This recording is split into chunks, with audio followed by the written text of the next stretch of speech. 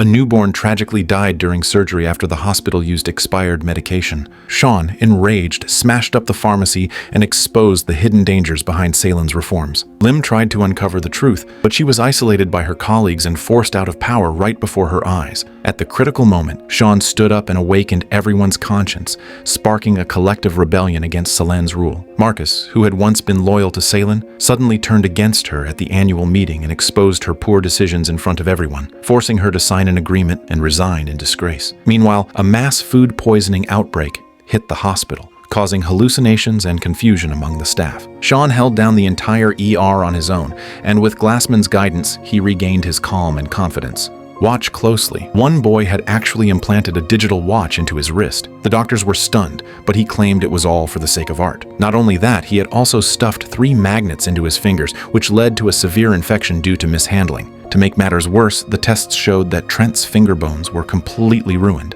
To stop the infection from spreading, the only option was to amputate his finger. Trent's mother, Carrie, fully supported Shaun's recommendation and even asked him to remove the watch implanted in Trent's wrist, hoping to stop the condition before it could worsen. But Trent insisted that nothing was wrong with his wrist and said he would be fine. Shaun told him to think again, but Trent just rolled up his sleeve and prepared to leave the hospital. The moment he stood up, he felt dizzy and collapsed on the spot. The doctors quickly rushed him into surgery. Shaun and Lim worked together, removing the watch from his wrist and the magnets from his fingers. After a round of disinfection, Lim reminded Shaun that Trent couldn't be discharged without strict post-op evaluations. During that time, Shaun discovered that Trent's girlfriend Dixie had come to visit him. She had undergone similar body modifications, more advanced ones, and it was under her influence that Trent had gone down this path. Then Carrie arrived. The moment she saw Dixie, her face turned cold. She knew that as long as Dixie stayed in her son's life, Trent would keep modifying himself. So Carrie asked Shaun to educate her son about the dangers of body modification. Shaun had barely started talking to Trent when he suddenly screamed in pain from his wrist. Another check revealed that Trent's wrist joint was now ruined too. The best solution was to amputate the hand and replace it with a prosthetic. Now mother and son both panicked and started arguing loudly in the room. Even so, Shaun worked tirelessly to find other treatment options for Trent. In the next moment, all the research papers on wrist joint implants flashed through Shaun's mind, and he quickly found a new type of implant that could replace the joint. He immediately told Carrie the good news, but when she found out it was still a form of body modification, her expression changed. She also asked how much it would cost and whether insurance would cover it. Money wasn't the main issue. Carrie was just scared it would be dangerous. After a moment of hesitation, she rejected Shaun's idea. The two were ready to leave the hospital. But when Carrie saw her son struggling just to zip up his jacket, she finally gave in. Mother and son embraced tightly. At just the right moment, Shaun asked, "Can I do the surgery now?" The reconstruction surgery was handed to Shaun. Under his skilled hands, everything went smoothly. Trent got the implant, mother and son reconciled, Shaun cured the illness, and everyone walked into a brighter future. Lucho lifted his shirt, revealing a tumor on his waist. Even stranger, he had 2 more tumors, one in his brain and one in his heart. To save him, Shaun and the team planned to perform 3 separate surgeries to remove all the tumors. The first was a heart operation, as it's the core of life. If anything went wrong there, everything would be lost. But when it came time to decide whether to tackle the kidney or the brain next, the doctors began to argue. The kidney surgery was easier, but Lucho would need several months to recover before the next one, and he might not survive that long. The brain surgery offered a shorter recovery, but one small mistake, and he might not make it off the table. After several rounds of debate, they finally decided to go with the kidney. As the surgery began and they located the tumor, Lucho's kidney suddenly started bleeding heavily. Within seconds, he was on the verge of collapse. Luckily, the doctors drew on their experience and stitched the artery shut within moments, saving Lucho's life. But death still lingered close. Shaun found that Lucho's brain was also bleeding. The resulting clot had blocked a critical area, making it impossible to remove the brain tumor. Just as everyone was at a loss, Shaun stared into space. Claire knew this meant he was about to unlock something, but the images in Shaun's mind vanished just as quickly.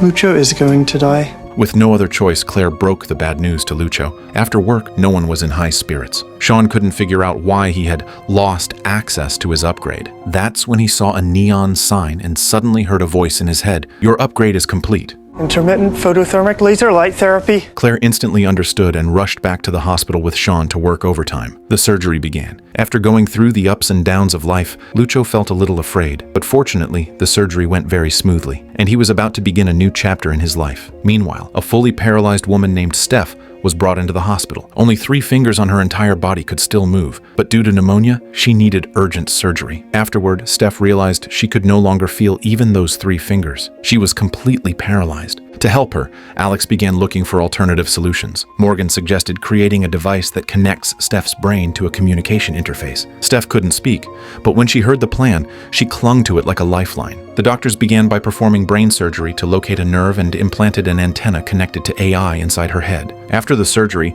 Alex explained that the AI would need time to learn Steph's brainwaves, but she could start trying to speak. The surgery was a success, and Steph said, "I love you." Her husband was nearly in tears. Even though Steph would need his care for the rest of her life, he didn't mind at all. The old man originally had 3 months left to live, but after meeting Shaun, his remaining time seemed to be cut short instantly. The patient was stunned. "I came to be healed, not to die," he said, looking at his son in confusion. It turned out Yosel was Asher's father, but because of Asher's sexuality, they had cut ties long ago. Now Yosel had lung cancer. After a scan, Shaun discovered that the tumor had grown again and surgery was urgently needed. During the surgery, Shaun discovered that Yosel's chest cavity was filled with rapidly accumulating fluid, making it impossible to safely remove the tumor. Shaun had no choice but to break the bad news to Yosel, but Yosel seemed at peace. He just wanted his son to spend his final days by the family's side. Meanwhile, Shaun kept searching for a solution. Yosel's chest had become like a leaking tank from elementary school math class, where the drainage rate couldn't keep up with the inflow. To solve this equation, Shaun activated his upgrade, instantly calculating 3 solutions in his head. After a mental simulation, he concluded the best option was talc pleurodesis. Excited, Shaun shared the plan with Yosel, explaining that it could extend his life by 2 to 3 years. The surgery went well, and Asher finally let out a sigh of relief. Though he and his father hadn't truly reconciled, every extra day his father lived felt like a gift. On the night of their farewell, the 2 stubborn men finally broke down and embraced each other tightly. After a long day's work, Shaun was about to have his wedding with Leah. Nervous but hopeful, they walked into the hospital, where Glassman had prepared everything for them. That's right, their wedding was held on the hospital's rooftop. Thinking back to when Shaun was a nervous young intern stepping into the OR for the first time, fearful of the world due to his autism, he had since, with support from Glassman and Leah, emerged from the shadows and grown into the brilliant doctor known as the Good Doctor. But Lim seemed a bit downhearted. She volunteered to go downstairs for tea. Yet as she reached the lower floor, she found the hallway dark and a nurse lying in a pool of blood. Before she could call for help, a man lunged from the shadows and stabbed Lim in the abdomen. With a brutal twist of the knife, she collapsed to the floor, her life hanging by a thread. Up on the rooftop, the wedding party was still in full swing. The music drowned out everything below, as if the hospital had become both heaven and hell at once. The stabber had been shot 5 times and was on the verge of death, but there was only 1 set of surgical equipment left, and the hospital chose to use it on the killer. Shaun couldn't stay silent. "Is not fair. Dr. Lim didn't hurt anyone." He did. To Shaun, it was obvious. Between a murderer and a life-saving doctor, the priority was clear. After all, that man had started the entire disaster. Just hours earlier, he had stormed into the hospital and plunged a knife into Lim's abdomen. If Shaun hadn't found her in time, she might have died on the spot. Lim's injuries were critical. Even after Shaun drained the blood clots, her condition didn't improve, and she had to be rushed into the OR. There, Shaun discovered her liver was shredded. The safest solution was to remove half of it, but doing so would cut 10 years off her life. Shaun rejected that option and suggested embolization instead, a riskier method with a high chance of failure. But Shaun insisted, and thanks to his surgical brilliance, the operation went smoothly, and half of Lim's liver was saved. However, when Lim woke up, she was hit with intense chest pain. Had Shaun's surgery gone wrong? Tests revealed a post-op complication in her heart, requiring an immediate bypass. At the same time, the gunman, now cornered in the hospital, raised his weapon at the police and was riddled with bullets, then rushed to the hospital. He too needed a heart bypass, but there was still only 1 set of equipment. Who should be saved first, the killer or the doctor? The hospital decided to treat the killer first, hoping to find another way to save Lim. Shaun objected. But for doctors, saving lives is a duty, no matter who the patient is. Whether that decision is right or wrong is left to the public to judge. Shaun was forced to stabilize Lim's heart with a plug, but the bleeding point was deeply hidden, completely invisible to the naked eye. As Shaun looked at Lim on the table, memories of his younger brother's death suddenly resurfaced. His emotions broke down. If Lim died because of him, he would never forgive himself. The nurse had no choice but to escort Shaun out of the OR to prevent him from jeopardizing the surgery. Shaun collapsed on the ground, clutching his head in agony as painful memories raced through his mind. Later, Glassman found him again. Lim's bleeding point still hadn't been found, and only Shaun's upgrade could save her now. Suddenly, a vision of his brother appeared before Shaun's eyes. The next second, his mind kicked into overdrive. Using mental modeling, he pinpointed the exact location of the hidden bleed. He returned to the OR and pointed to the precise spot where surgery was impossible by conventional means. Thanks to Shaun's help, the doctors were able to successfully repair Lim's heart. The surgery ended well, and everyone waited anxiously at her bedside, relieved that she had survived. But then, tragedy struck. Lim suddenly realized she had lost all feeling below the waist. Marcus gently urged her, "Try moving your foot."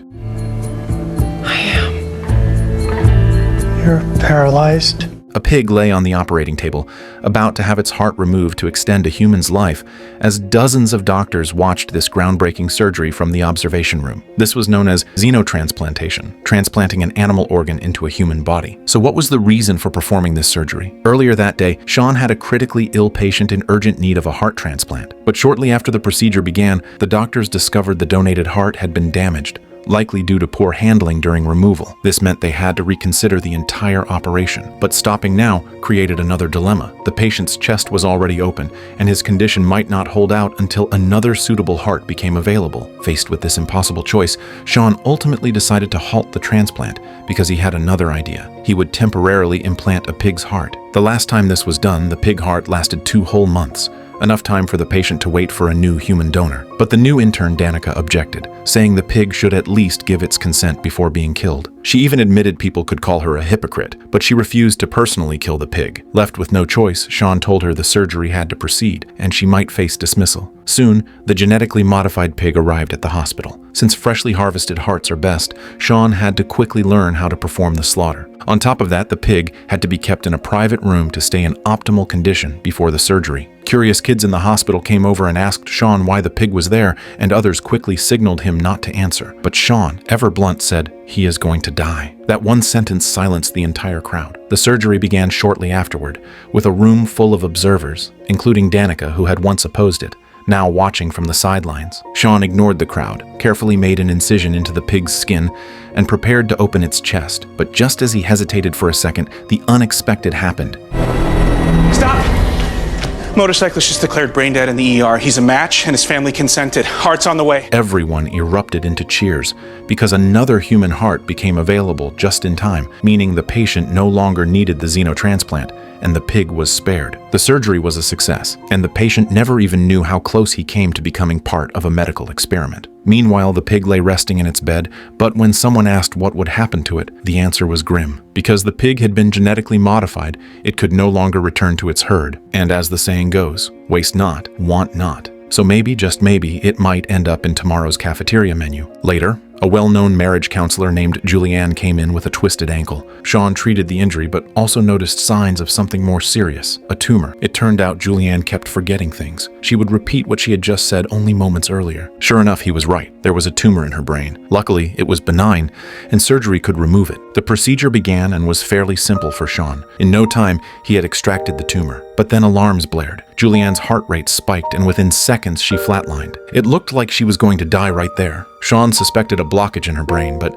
Asher's scan showed no issues. So why had her heart stopped? Shaun quickly grabbed the defibrillator and shocked her heart, and just like that, Julianne came back to life in an instant. After the surgery, Shaun shared the good news with Julianne. But at that moment, Julianne said, "I think I died once. I saw you while it was happening." After her near-death moment, Julianne insisted on being discharged immediately. Shaun thought this could be another sign of a deeper issue. Digging deeper, Shaun ran a series of analyses and discovered a second, more dangerous tumor hidden deep in her brain. When Julianne found out she needed another surgery, she panicked and flat out refused. No matter how Shaun tried to persuade her, she wouldn't change her mind. Thankfully, intern Daniel managed to talk her into it. The second surgery began, but before Shaun could proceed, Julianne had a seizure. The alarms went wild, and her blood pressure skyrocketed. Shaun was still trying to resuscitate her, but Julianne's vital signs suddenly flatlined in an instant. He grabbed the defibrillator and gave her another shock, trying desperately to pull her back from the brink. Even after chest compressions and adrenaline, Julianne showed no response.